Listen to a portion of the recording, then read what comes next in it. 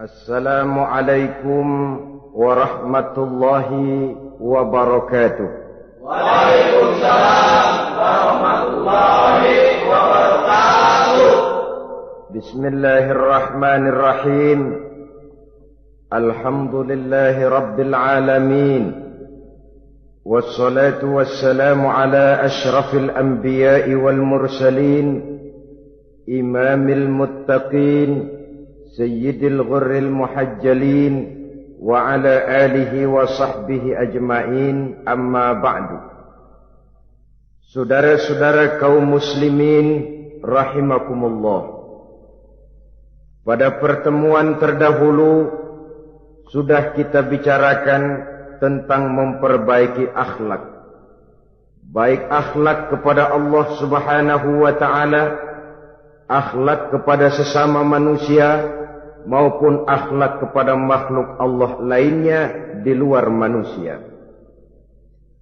Kemudian secara umum Al-Imamul Ghazali rahimahullah membagi akhlak dalam dua bagian besar. Pertama, apa yang oleh beliau dinamakan al-akhlakul mahmudah, yaitu akhlak yang terpuji. Seseorang yang kepada Allah ia bertauhid, dalam pergaulannya dengan sesama manusia ia mempunyai sifat-sifat yang terpuji, seperti rendah hati, sabar, jujur, ikhlas, dan lain sebagainya. Kemudian dalam sikapnya kepada makhluk Allah di luar manusia, ia dapat mengembangkan nilai-nilai ihsan sesuai dengan tuntunan imannya. Ini seluruhnya dinamakan al-akhlakul mahmudah atau akhlak yang terpuji. Kemudian yang kedua oleh beliau dinamakan al-akhlakul mazmumah, yaitu akhlak yang tercela. Seseorang yang di dalam sikapnya kepada Allah mempunyai sifat-sifat kufur, baik dalam bentuk kemusyrikan, kemunafikan, atau hal-hal yang bisa menyebabkan ia menjadi murtad. Lalu dalam pergaulannya dengan sesama manusia, ia mempunyai sikap yang tidak terpuji, sombong, ria, ujub, dusta, khianat, suka menggunjing dan memfitnah, dan lain sebagainya. Sedangkan sikapnya kepada makhluk Allah di luar manusia, ia senantiasa menimbulkan kerusuhan. Itu seluruhnya dinamakan dengan al-akhlakul mazmumah atau akhlak yang tercela. Untuk memperoleh akhlak yang baik, yang dalam bahasa populernya dinamakan al-akhlakul karimah, para ulama sufi memberikan tuntunan. Pertama, melalui jalan yang disebut takhalli. Yang kedua, tahalli. Dan hasilnya nanti akan membuahkan tajalli. Takhalli artinya mengosongkan diri dari segala macam sifat yang tercela. Sombongnya dibuang, riyaknya dihilangkan, suka fitnahnya musnah, dustanya hilang. Itu semuanya dinamakan takhalli, mengosongkan diri dari seluruh sifat-sifat yang tercela.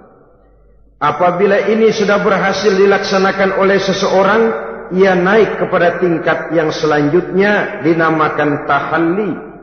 Tahalli artinya menghiasi diri dengan seluruh sifat-sifat yang terpuji.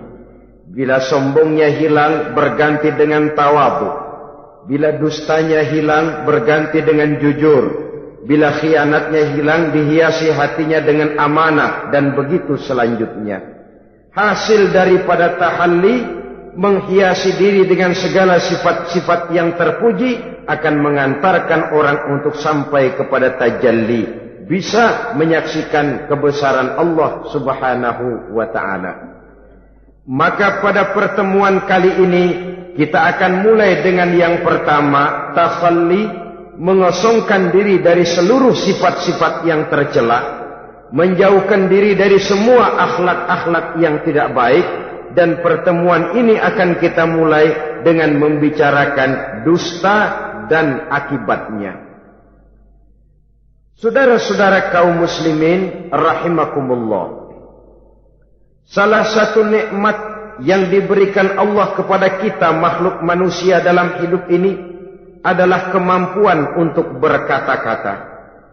Kemampuan menyalurkan hasrat hati dan keinginan jiwa melalui ucapan dengan bahasa sebagai alat komunikasi. Sehingga orang lalu berkata bahwa al-insan adalah hayawanun natiq. Manusia sebenarnya adalah binatang juga. Cuma saja manusia binatang yang pandai berbicara. Oleh karenanya ini merupakan satu nikmat yang sangat besar yang perlu kita syukuri. Lidah bisa menempatkan seseorang pada posisi yang tinggi. Lidah juga bisa menempatkan orang pada posisi yang paling rendah. Karena lidahnya orang dipuji, karena lidahnya orang dicaci maki dan dicela. Pendeknya seperti kata pepatah, al-lisan saghirul jirmi azimul jurmi. Lidah itu walaupun kecil bentuknya tetapi besar akibatnya. Hampir sebagian besar dari kesulitan-kesulitan yang menimpa manusia pada mulanya disebabkan oleh lidahnya. Sehingga pepatah mengatakan salamatul insan fi hifzil lisan. Manusia akan selamat apabila dia pandai menjaga lidahnya. Seperti orang kita bilang lidah tidak bertulang. Artinya bicara kadang-kadang demikian enak, bicara kadang-kadang demikian nikmat, tidak terasa akan membawa akibat yang tidak pernah kita perhitungkan sebelumnya.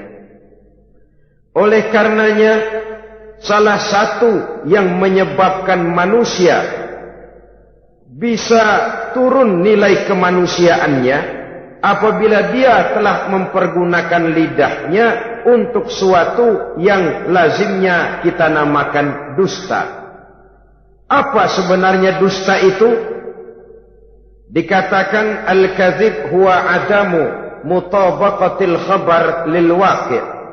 Dusta ialah tidak adanya persesuaian antara berita dengan kenyataan.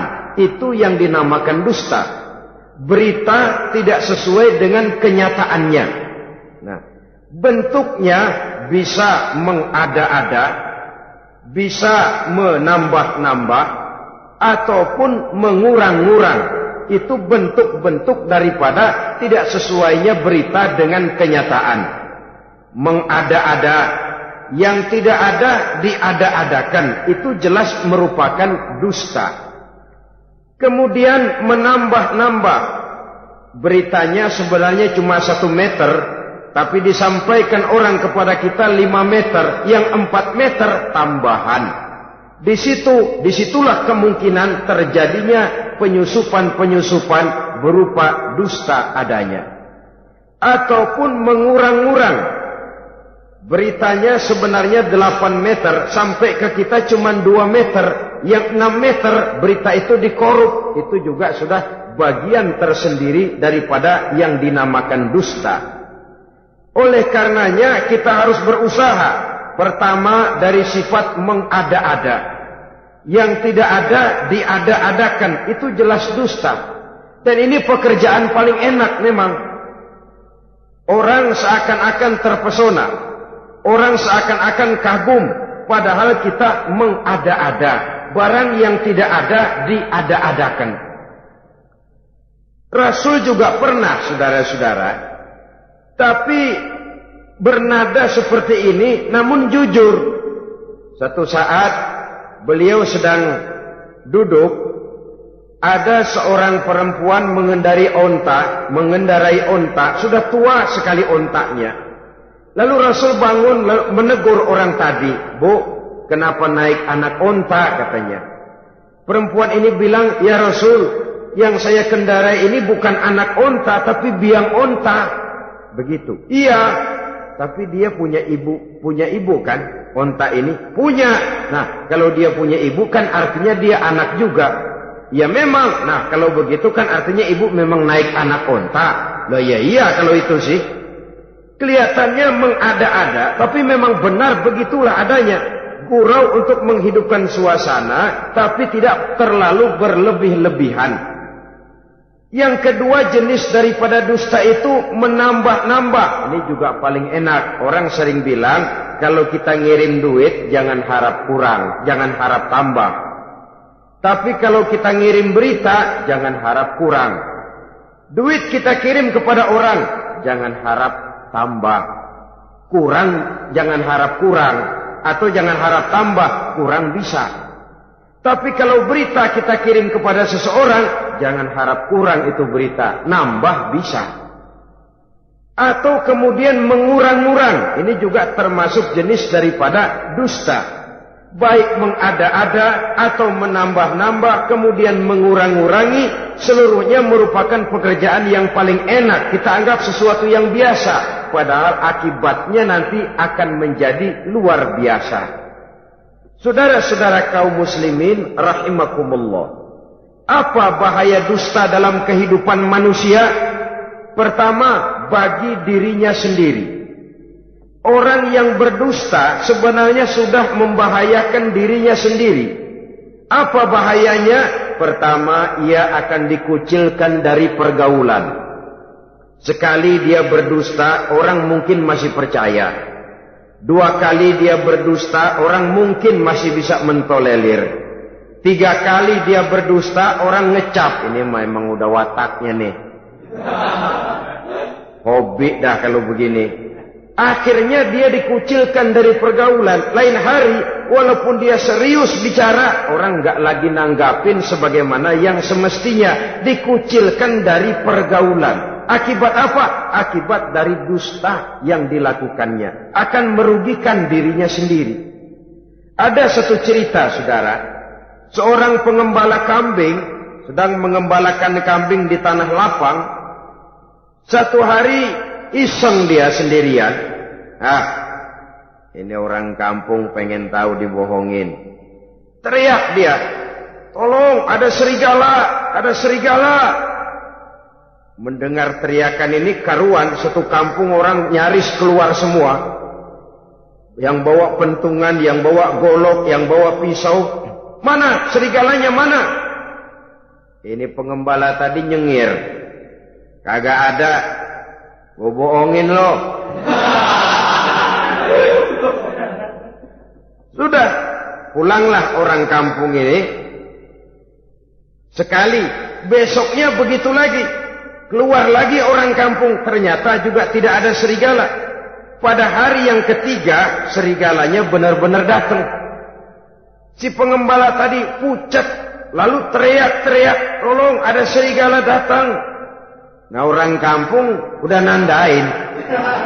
2 kali kita dibohongin, ini paling dia bohong lagi. Satu pun tidak ada orang kampung yang keluar untuk menolong. Akhirnya kambingnya habis dimakan oleh serigala. Yang rugi dirinya sendiri. 1 kali dia bohong, orang percaya mungkin. 2 kali dia bohong, orang masih tolerir. 3 kali dia bohong, orang nandain. Terkucil dari pergaulan akibat daripada perbuatan dusta. Oleh karenanya saya yakin tidak seorang pun di antara kita yang suka berteman dengan seorang pendusta. Karena apa?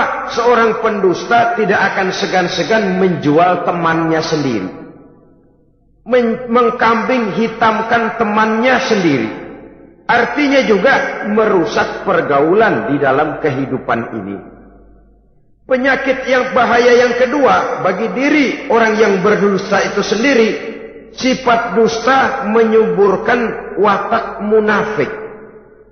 Nabi bersabda, ayatul munafiki salasun. Tanda-tanda orang munafik itu ada 3. Tandanya, biasanya kalau tandanya ada, ya munafiknya insya Allah ada. Apa tanda orang munafik itu? Pertama, iza haddasa kadzdzaba. Apabila berbicara selalu bohong. Belum pernah kalau bicara enggak bohong. Bohong itu sudah jadi lalapnya. Artinya enggak sumbrah ngomong kalau enggak dicampuri bohong. Seperti kurang enak makan kalau tidak pakai lalap. Ada saja bohong yang dibuat-buatnya. Ini ciri atau tanda daripada orang-orang munafik. Apabila berbicara selalu berdusta. Satu. Yang kedua, wa iza wa'ada akhlafa. Apabila berjanji dia selalu ingkar. Selalu ingkar tanpa uzur yang dibenarkan oleh syar'i, itu termasuk ciri daripada orang-orang munafik.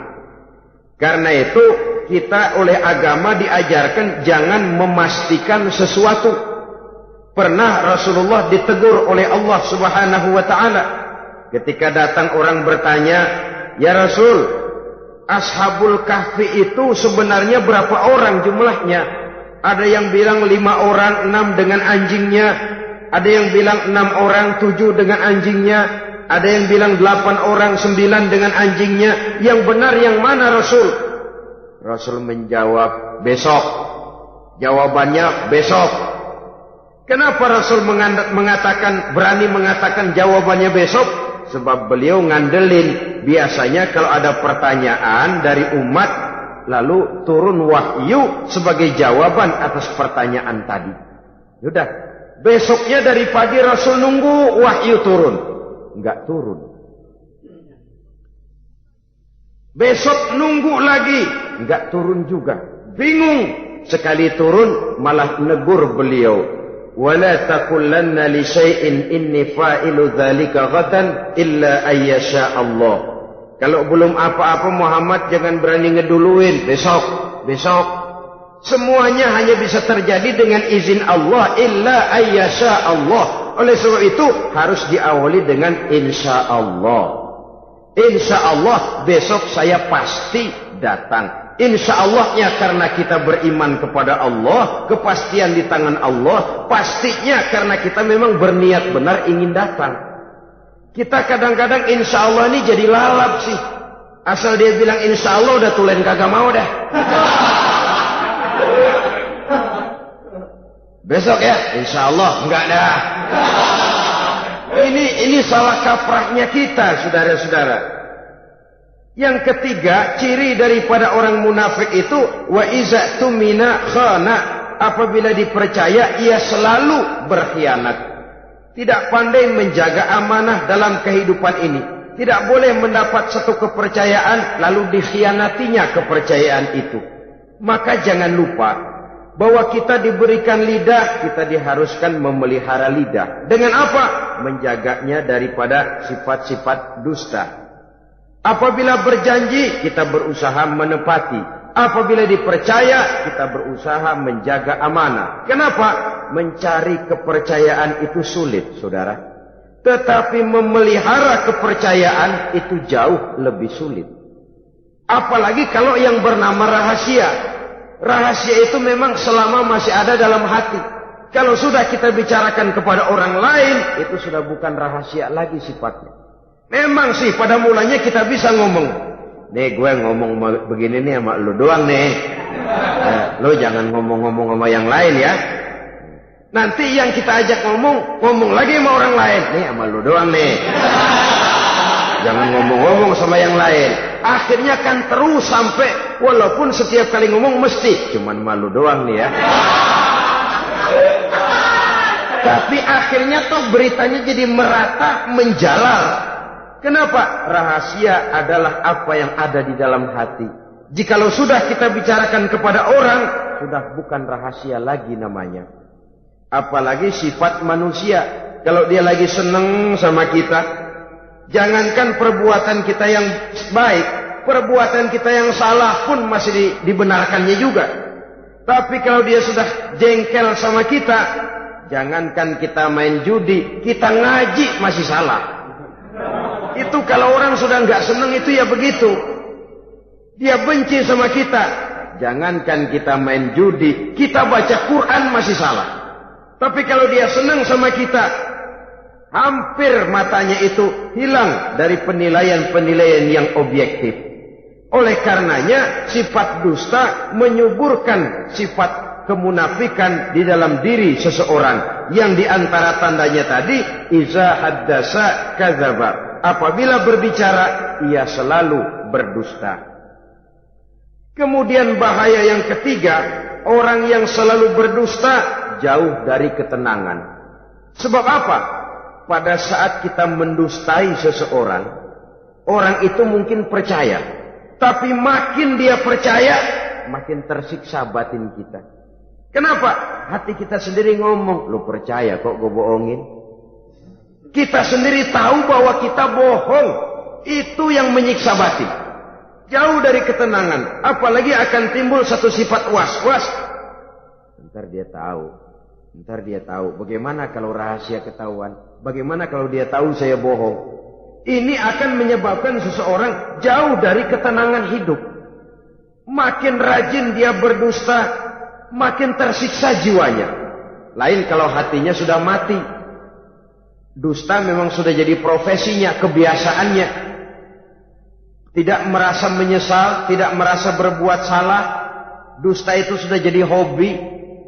Sehingga enak saja. Hati sudah jadi mati kalau sudah begitu. Dan sepanjang hati sudah jadi mati, itulah yang paling kita khawatirkan. Artinya nilai kita adalah bangkai berjalan dalam pandangan Allah Subhanahu wa ta'ala. Saudara-saudara kaum muslimin rahimakumullah. Oleh karenanya membahayakan diri sendiri dusta itu. Yang kedua, berbahaya bagi masyarakat banyak. Tentu saja apabila status sosial kita tinggi, makin luas akibat daripada kedustaan kita. Seorang kepala rumah tangga yang berdusta, seluruh keluarganya jadi rugi.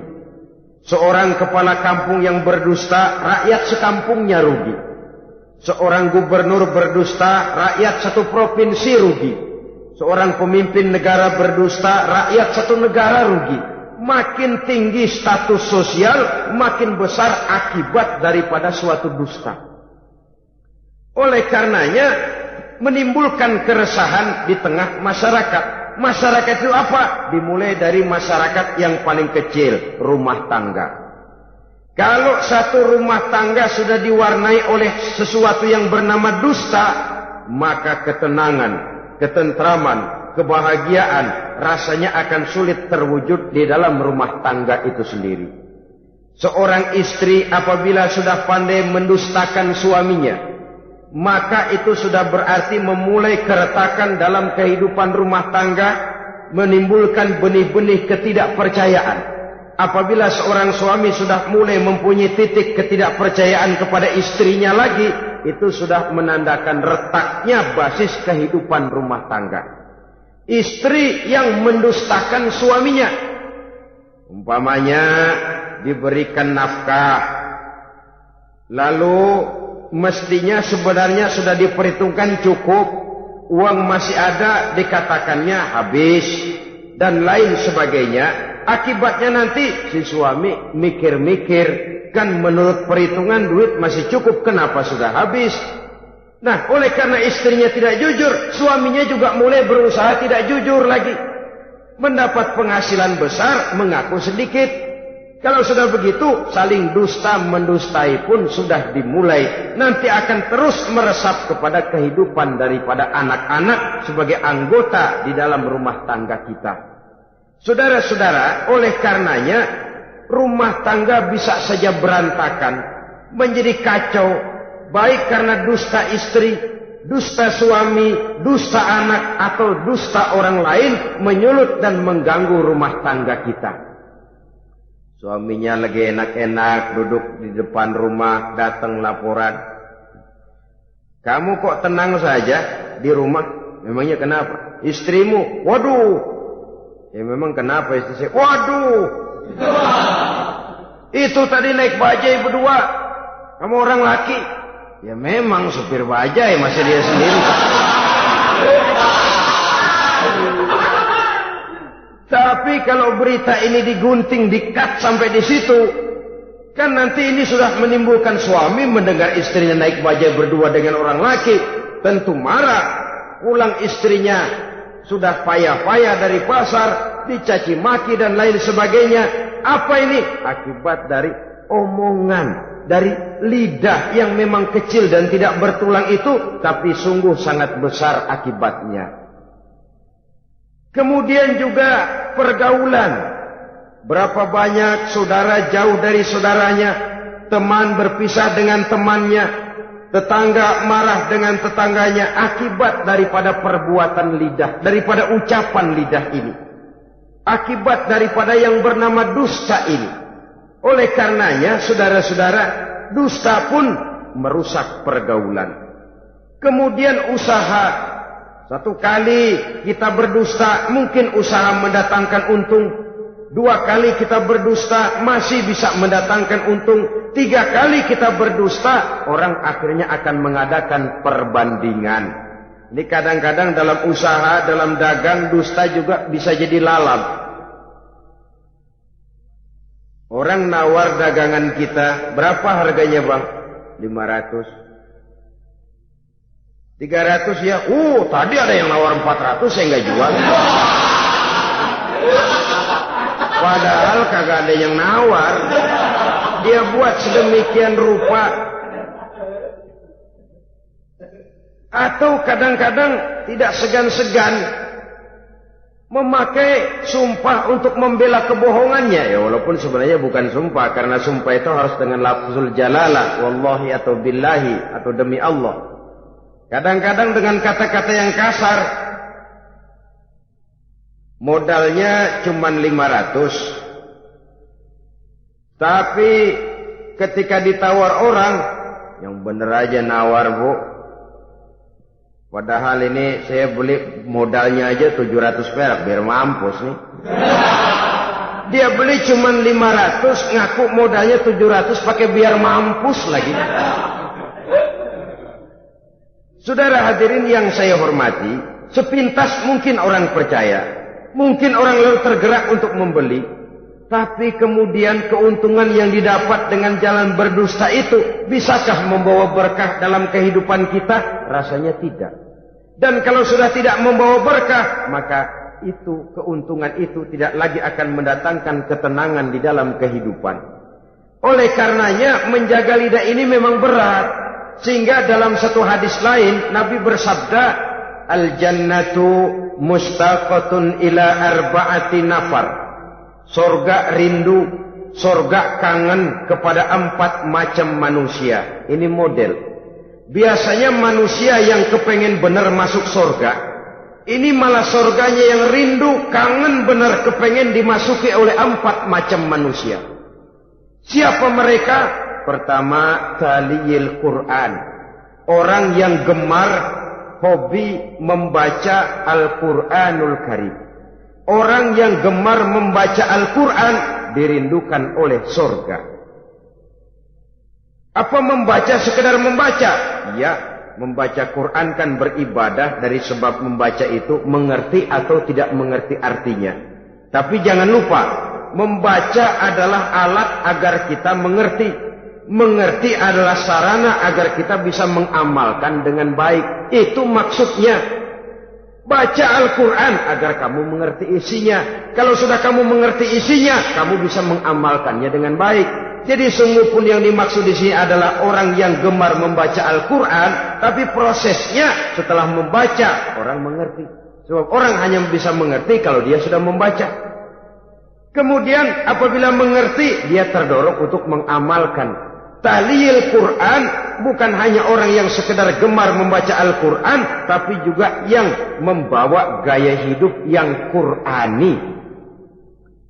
Saudara-saudara kaum muslimin rahimakumullah, tahlil Quran, orang yang gemar membaca Al-Quran dirindukan oleh surga. Yang kedua, wa mut'imil ji'an, orang yang memberi makan orang yang kelaparan. Nabi memberikan anjuran sangat. Siapa yang ingin dekat dengan aku di hari akhirat nanti, bersahabatlah ia dengan yatim, dengan piatu, dengan janda-janda tua yang miskin, perlu uluran tangan, mereka yang hidup di bawah garis kemiskinan. Bila diberikan kelebihan rizki oleh Allah, bersahabatlah dengan orang yang tidak mampu. Mut'imil ji'an, orang yang memberi makan orang kelaparan dirindukan oleh surga.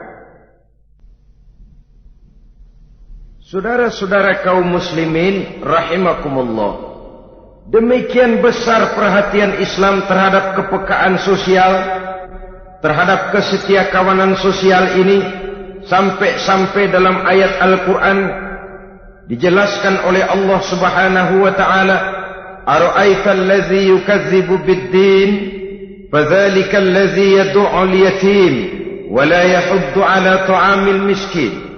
Tahukah kamu, kata Allah, siapa orang-orang yang mendustakan agama, beragama tapi dianggap mendustakan agama. Kalau sudah dianggap mendustakan agama, artinya imannya dusta, dia sholatnya dusta, dia puasanya dusta. Siapa mereka itu? Fadzalikal ladzi yad'ul yatim. Mereka orang-orang yang meninggalkan, menyia-nyiakan anak-anak yatim, wala yahuddu ala ta'amil miskin, dan tidak memerintahkan untuk memberi makan kepada orang-orang miskin. Kepada yatim kejam, sadis, tidak punya kemanusiaan sama sekali. Maka mungkin kita yang rajin sholat, mungkin kita yang sudah 4-5 kali berhaji, bisa saja terhalang masuk surga. Karena di sebelah rumah kita ada anak yatim piatu, merintih kelaparan, menggigil kedinginan. Kita tahu, kita mampu, dan kita diam saja, tidak mau memberikan pertolongan. Itu yang mungkin bisa menghalangi kita untuk sampai ke surga. Oleh karenanya, salah satu jenis manusia yang dirindukan oleh surga, mut'imil ji'an, orang yang memberi makan orang yang kelaparan. Yang ketiga, orang yang dirindukan oleh surga, was-shaimina fi Ramadan, orang yang melaksanakan ibadah puasa di bulan suci Ramadan. Dan yang keempat, ini yang ada kaitannya dengan masalah kita, wa hafizil lisan. Salah satu manusia yang dirindukan oleh surga ialah orang yang pandai menjaga lidahnya. Artinya dia bisa menempatkan diri, kapan waktunya bicara, kapan waktunya diam. Orang bilang memang kalau bicara itu perak, diam itu emas. Maksudnya diam lebih berharga daripada bicara. Tapi orang memang harus pandai menempatkan diri. Artinya tahu kapan waktunya bicara, kapan mestinya diam. Kalau waktu diam dia bicara, namanya dia tidak tahu diri. Kalau harus bicara dia diam, dia namanya juga tidak mau menyampaikan sesuatu yang seharusnya dia sampaikan. Sama saja ada orang bilang sedikit bicara banyak bekerja. Sebenarnya harus seimbang. Banyak bicara harus banyak bekerja. Biasanya kalau sedikit bicara banyak bekerja, itu dua kemungkinan. Kalau nggak main catur, maling. Yang namanya maling, bicaranya sedikit. Maling buka jendela, lalu berbisik sama temannya, sudah tidur. Ngomongnya segitu, selebihnya dia kerja serapi-rapinya. Sebaliknya, banyak bicara, sedikit kerja, bahkan nggak pernah kerja, orang gila. Coba saja lihat orang gila, ngomong melulu, kerjaannya nggak ada. Jadi oleh karena itu memang harus seimbang. Pendeknya kita harus tahu kapan mesti bicara, kapan mesti diam. Kalau menghadapi kebatilan kita diam, kata Nabi, as-sakitu 'alal batil syaitanun akhras. Orang yang diam menghadapi kebatilan, setan gagu. Masya Allah, saudara-saudara. Ada munkarat, ada maksiat, ada kebatilan, ada kezaliman. Dia diam, tidak mau menyampaikan yang benar. Itu setan gagu. Sehingga dikatakan, qulil haqqa walau kana murran. Sampaikan, katakan yang benar walaupun pahit. Dan memang menyampaikan kebenaran bukan main pahitnya. Bukan main getirnya, banyak resikonya. Tapi ini sesuatu yang harus kita sampaikan. Sebab kata Nabi tadi, orang yang diam menghadapi satu kebatilan sama saja dengan setan gagu. Orang yang pandai menjaga lidahnya dirindukan oleh surga. Dan ini walaupun kelihatannya pekerjaan ringan, kecil, berat saudara-saudara. Bahkan diceritakan Nabi Ibrahim itu pernah nangis di hadapan Allah Subhanahu wa ta'ala. Ketika ditegur ditanya, kenapa kamu menangis Ibrahim? Saya ini seumur hidup pernah 3 kali berdusta ya Allah. Bagaimana saya tidak bingung mempertanggungjawabkan ini di hadapanmu? Nabi Ibrahim seumur hidup 3 kali bohong, bingung, nangis. Kita sehari 16 kali bohong, nyengir aja.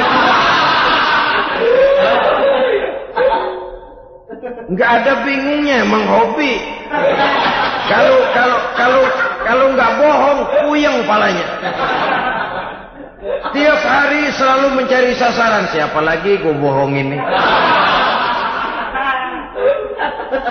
Saudara-saudara kaum muslimin rahimakumullah. Kelihatannya pekerjaan ini kecil, ringan, tapi sungguh berat. Mengerem lidah, menjaga lidah daripada perbuatan ucapan-ucapan yang tidak mengandung manfaat, apatah lagi sampai bersifat dusta dan membahayakan orang lain. Oleh karenanya, dusta ini, kalau dalam agama, berdusta dalam agama, biasanya munafik. Mulutnya beragama, tapi hatinya kafir. Jelas itu munafik. Itu dusta juga. Dusta yang membawa kita kepada dosa kelas kakap. Ya kalau kita mendustai teman, memang dosa. Dosa yang nilainya tidak sebesar kalau kita mendustai agama. Tapi sungguh pun demikian, dosa kecil-kecil juga kalau ditumpuk banyak juga. Padahal kata Imam Ghazali, hati itu seperti kaca. Dosa itu debu yang nempel di kaca. Kalau debu-debu itu terus numpuk, kita malas ngelapnya, malas ngebersihinnya. Jadi satu berkarat di kaca, susah banget ngebersihinnya. Coba kaca kalau udah karatan, pakai silet kita gosok, setengah mati. Begitu juga perbuatan dosa. Kalau kita senang dusta, biarinlah dosa kecil. Bohong lagi, bohong lagi, bohong lagi. Numpuk berkarat di hati itu dosa. Nah hati itu kalau sudah dilingkungi oleh karat, nur, cahaya kebenaran itu sulit untuk masuk. Karena dia sering berdusta, orang lain dianggap sama juga sama dirinya. Ini yang celaka. Oleh karenanya timbul sifat menyamakan orang lain dengan keadaannya sendiri. Dikala itu hati yang sudah penuh dengan noda-noda dosa itu sudah berkarat sehingga sulit untuk dibersihkan lagi. Itu sebabnya Nabi berpesan, ittaqillaha haitsu ma kunta wa atbi'is sayyi'atal hasanata tamhuha wa khaliqin nasa bi khuluqin hasanin. Bertakwalah kamu kepada Allah dimanapun saja kamu berada. Bertakwa dimanapun saja kamu berada. Di pasar takwa kita, di kantor takwa kita, di masjid takwa kita, di rumah tangga bertakwa kepada Allah dimanapun saja kamu berada. Kita sih kadang-kadang takwa juga cuman musinan. Takwa kita pakai tempat. Asal lagi duduk di masjid dengerin pengajian, denger kiai pidato, manggu takwa bener. Aduh. Keluar dari masjid, teler aja lagi.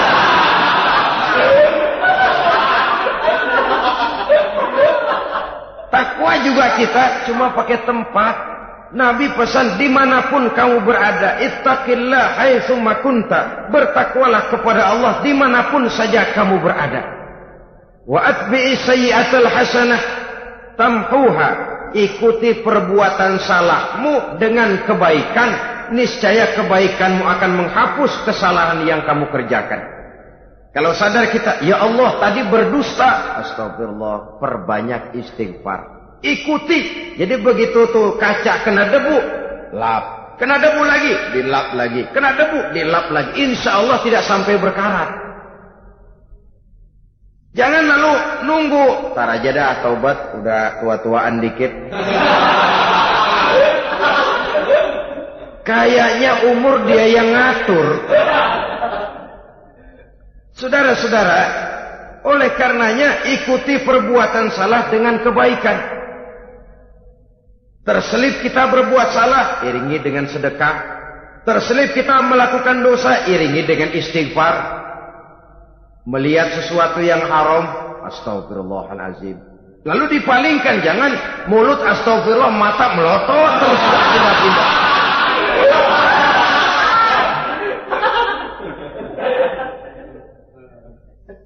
Wa khaliqin nasa bi khuluqin hasanin, dan bergaulah dengan manusia mempergunakan akhlak yang baik. Ini pesan daripada Rasulullah sallallahu alaihi wasallam. Jadi oleh karenanya dusta dengan seluruh akibatnya ini bisa menimbulkan bahaya bagi diri sendiri, bagi rumah tangga, dalam pergaulan, dalam usaha, dalam masyarakat, bahkan pada akhirnya bagi kehidupan satu bangsa dan satu negara. Lidah yang kecil tapi besar akibatnya bisa menyengsarakan manusia atau menempatkan manusia dalam satu posisi yang tinggi. Kalau kita adakan satu perbandingan, Nabi Ibrahim seumur hidup 3 kali saja berdusta, nangis di hadapan Allah. Kita yang hampir tidak ada hari, ya kalau orang sekarang bilang tiada hari tanpa olahraga. Rasanya kita kalau mau jujur bisa juga bilang tiada hari tanpa bohong. Pernahkah kita menangis menyesali dusta yang sudah kita lakukan? Berapa banyak orang yang sudah kita janjikan kita gantung dengan janji itu. Padahal dia punya hajat yang demikian sangat bergantung kepada kita. Tapi lidah ini enak saja. Gampang dah. Tar. Sok. Gampang dah itu mah. Beres dah beres. Enggak ada yang enggak beres. Semuanya kalau lidah kita beres, gampang, ntar, besok, enak, udah endah aja dah.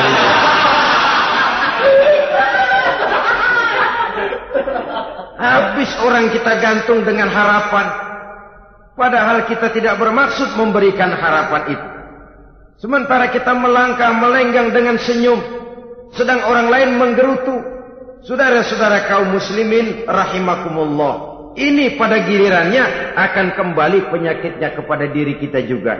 Menyuburkan watak munafik, mengucilkan kita dari dalam pergaulan, dan menjauhkan kita daripada ketenangan hidup. Karenanya dusta memang berbahaya. Dalam perjuangan, dusta akan menimbulkan watak pengkhianatan. Dusta juga bisa menyebabkan munculnya musuh-musuh dalam selimut.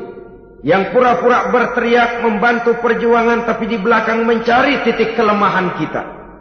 Oleh karenanya mencari teman yang bisa diajak tertawa itu gampang. Mencari teman yang mau diajak menangis itu sulit. Mencari teman yang mau diajak nyanyi banyak. Tapi mencari teman yang mau diajak berkeluh kesah itu yang langka. Oleh karenanya di dalam kehidupan ini untuk menjaga lingkungan pergaulan, mari kita berusaha untuk menjaga lidah dengan sebaik-baiknya. Nah, apa semua bohong tidak boleh? Ada bohong yang ditolerir.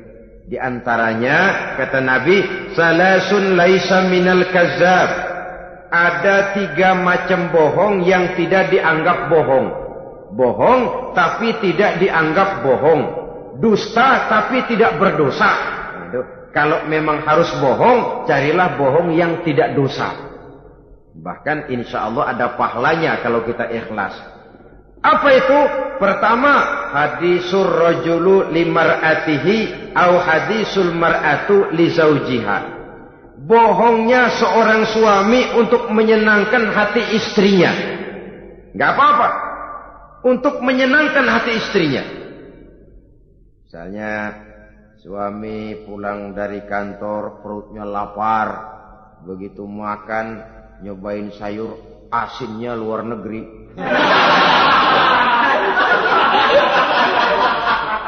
Baru dicobain sedikit, suaminya udah celam-celam. Melotot matanya. Istrinya negor, "Bang, sayur keasinan ya?" "Enggak." Soal keasinan bagus. Cuma tadi di kantor saya sudah diajak makan oleh teman, jadi masih kenyang. Simpan sajalah, nanti sore kita baru makan. Lapar, kesel, dongkol, tapi karena mau menyenangkan istri, enggak. Atau sama saja dustanya seorang istri untuk menyenangkan hati suaminya. Bisa saja itu terjadi. Suaminya beli sendal buat istri, mahal, padahal murah, kena mahal, warnanya nggak enak dilihat, potongannya norak. Suami istri tahu kalau itu sendal murah.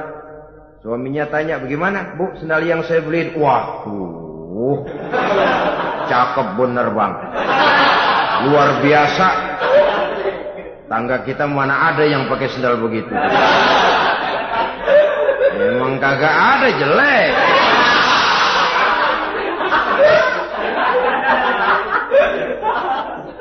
Tapi kalau waktu itu istrinya jujur, malah akan bisa menimbulkan keretakan. Bohong seperti ini termasuk bohong yang bisa ditolerir untuk menyenangkan hati istrinya atau untuk menyenangkan hati suaminya.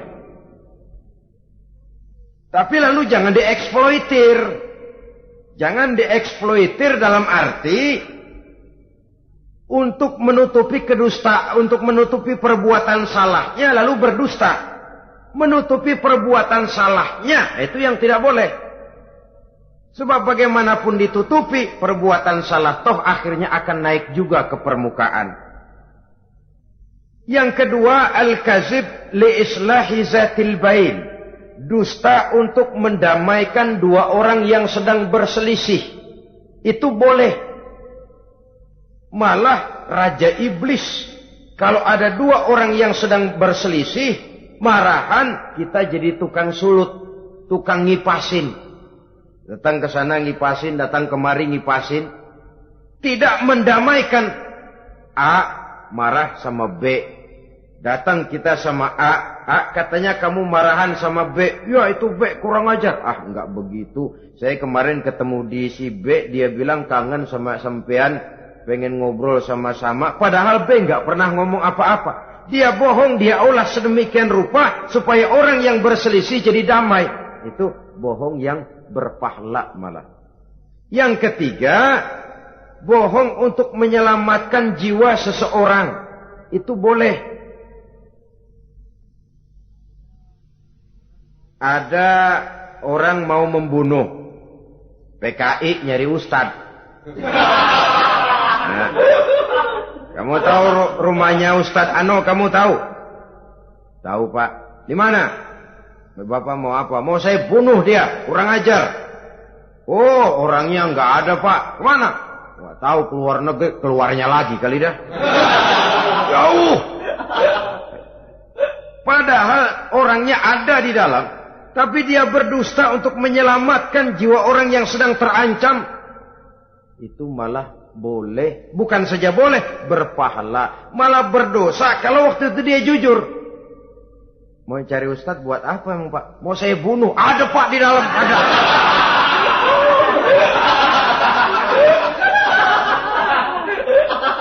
Sentimen, kalau perlu saya bantuin Pak, ada.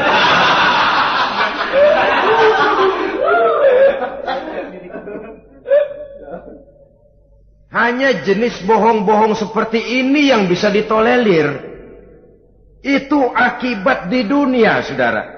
Kita sudah bisa terkucil dari pergaulan, retak rumah tangga, usaha mengalami kebuntuan, masyarakat mengalami keresahan akibat dusta. Di akhirat nanti, na'udzubillah, summa na'udzubillah. Kita baca dalam riwayat Mi'raj, Rasul melihat orang yang lidahnya menyengser ke tanah, digunting, putus, bersambung lagi, digunting lagi, putus lagi, bersambung lagi. Kadang dituangi dengan coran api neraka. Na'udzubillah, coran neraka. Kita nginjak puntung aja lompat. Ini mulutnya dituangi dengan coran dari neraka. Innalillahi wa inna ilaihi raji'un. Ya, tapi kalau dituangi coran begitu dari neraka kan terus mati sekaligus. Ya, kalau terus mati lumayan. Neraka itu kata Quran, kullama nadijat juluduhum baddalnahum juludan ghairaha liyazuqul azab. Tiap kali hancur kulitnya, kami buatkan kulit yang baru. Diazab lagi, hancur lagi, dibuatkan lagi. Untuk apa begitu? Liyazuqul azab, biar dia rasain. Kalau sekali kemplang mati mah enak. Pokoknya diazab di neraka, digejrot, mati, selesai. Lumayan. Ini nggak ada matinya. Penyet, bangun lagi, kemplang lagi, persis film cemen.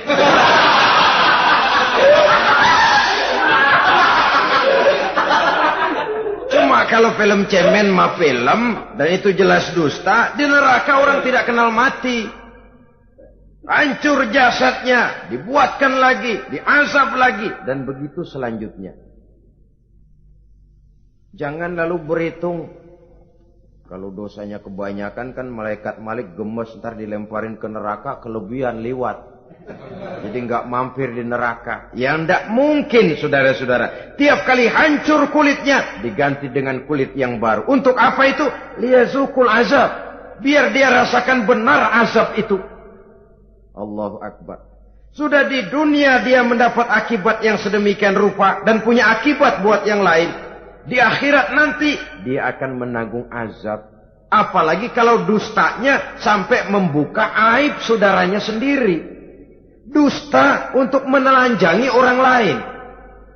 Logikanya saja, kalau ada teman kita atau aurat kita terbuka, kita harus menutup. Muslim dengan muslim seperti satu badan.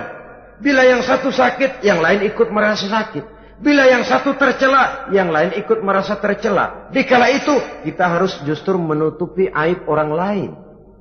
Malahan Nabi mengatakan, siapa yang menutupi aib saudaranya di dunia ini, saudaranya muslim, Allah akan menutupi aibnya di akhirat nanti. Kita kadang-kadang bukan nutupin sih, malah ngorek-ngorek. Kadang-kadang nggak tahu aja belagak tahu. Ya, gue denger anak. Banyakan dia ngipasinnya. Saudara-saudara kaum muslimin rahimakumullah. Begitu lidah yang suka berdusta digunting dari gunting api neraka, terpotong dibulatkan lagi, terpotong dibuatkan lagi, tidak henti-hentinya sampai kepada hari akhirat nanti. Karena itu berlindung kita kepada Allah. Jangan sampai diberikan lidah yang gemar berdusta. Tapi lidah yang gemar mengatakan yang benar walaupun terasa pahit. Mengucapkan kebenaran itu besar resikonya. Panjang jalannya, banyak akibatnya. Mencegah kemunkaran besar resikonya. Tapi itu harus kita lakukan. Setidaknya mencegah kemunkaran.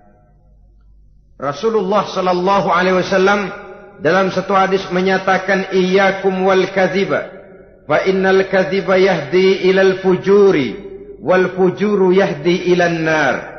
Hati-hatilah kamu daripada sifat dusta, sebab sesungguhnya dusta membawa kepada perbuatan durjana dan perbuatan durjana menggiring orang kepada neraka. Mula-mula memang ucapan, dari ucapan orang melangkah kepada perbuatan. Dan perbuatan itulah yang akan jadi penilaian Allah. Jikalau baik, dia akan menyebabkan kita ke surga. Jikalau tidak baik, perbuatan kita jugalah yang akan menjerumuskan kita ke dalam neraka. Dimulai dari suka berdusta. Akibat lidahnya gemar berdusta, perbuatannya pun merupakan perbuatan dusta.